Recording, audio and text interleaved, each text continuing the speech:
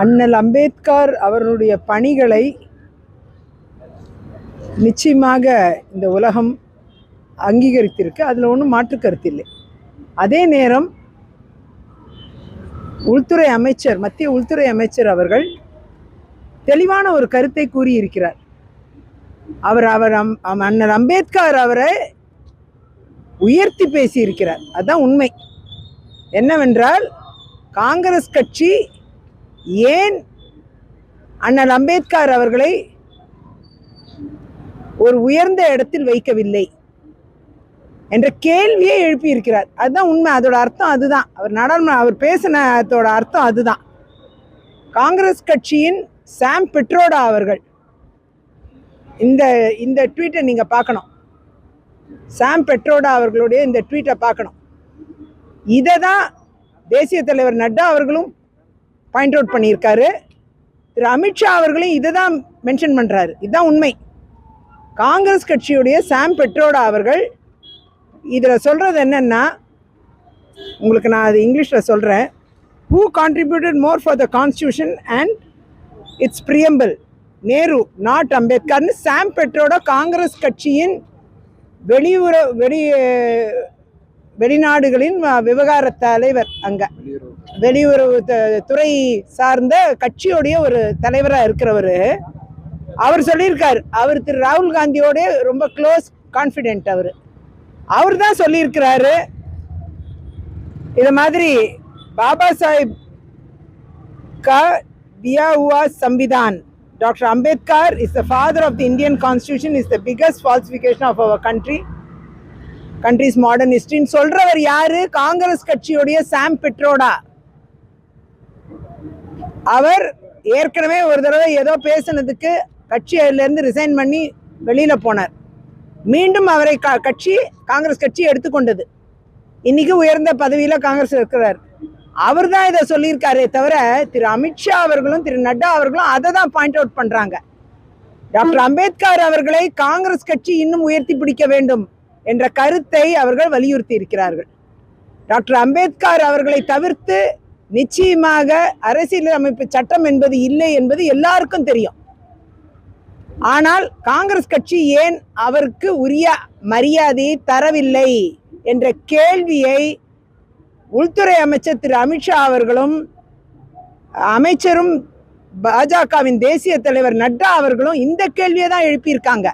இதை வேண்டுமென்றே மக்கள் முன் திரித்து கொண்டு போய் தமிழ்நாடெங்கும் போராட்டங்களை அறிவிக்கிற காங்கிரஸ் கட்சி உண்மையை மறைக்கிறது.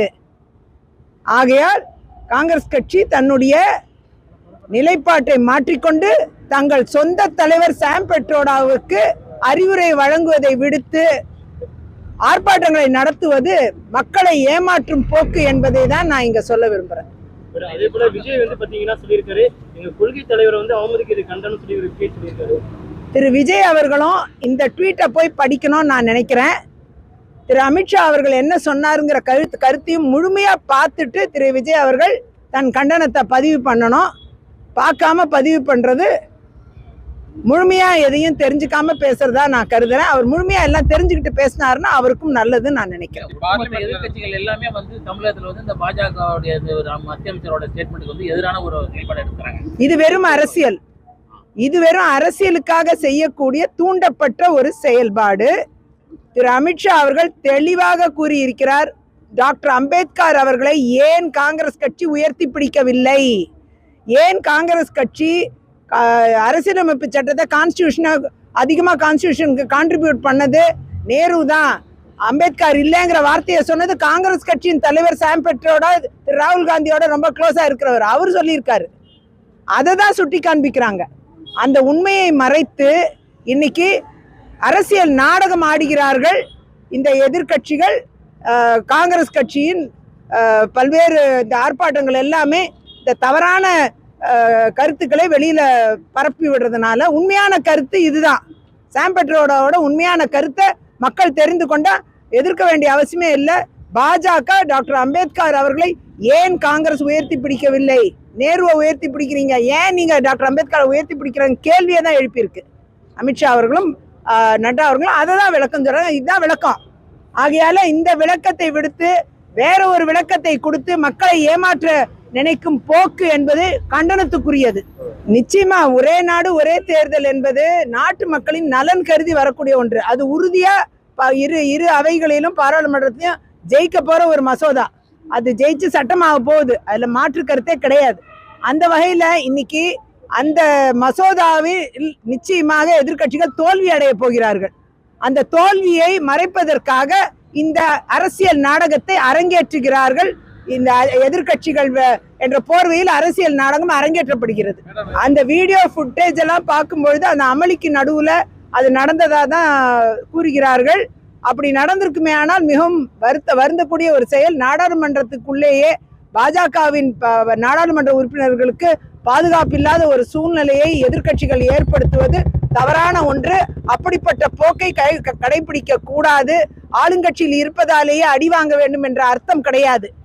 ஆகையால் அந்த நடைமுறைகளை அந்த போக்கை அவர்கள் மாற்றிக்கொள்ள வேண்டும், மனம் திருந்த வேண்டும் என்று கேட்டுக்கொள்கிறேன். விரைவில் அதற்குண்டான நடவடிக்கைகளை கட்சி மேலிடம் செய்யவிருக்கிறது.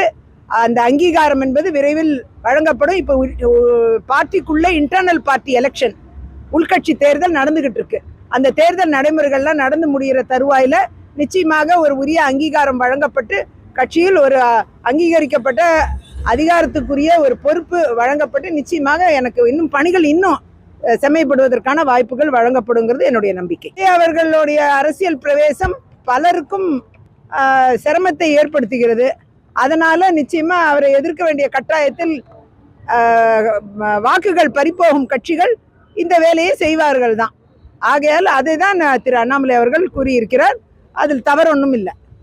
அரசியல் பிரவேசம் வந்து உங்களுக்கு ஆளுங்கட்சியா வரக்கூடிய வாய்ப்பு இருக்கா, இல்லை ஒரு ஆளுங்கட்சியோட ஓட்டை பிரிக்கக்கூடிய வாய்ப்பை எதிர்பார்க்கிறீங்களா?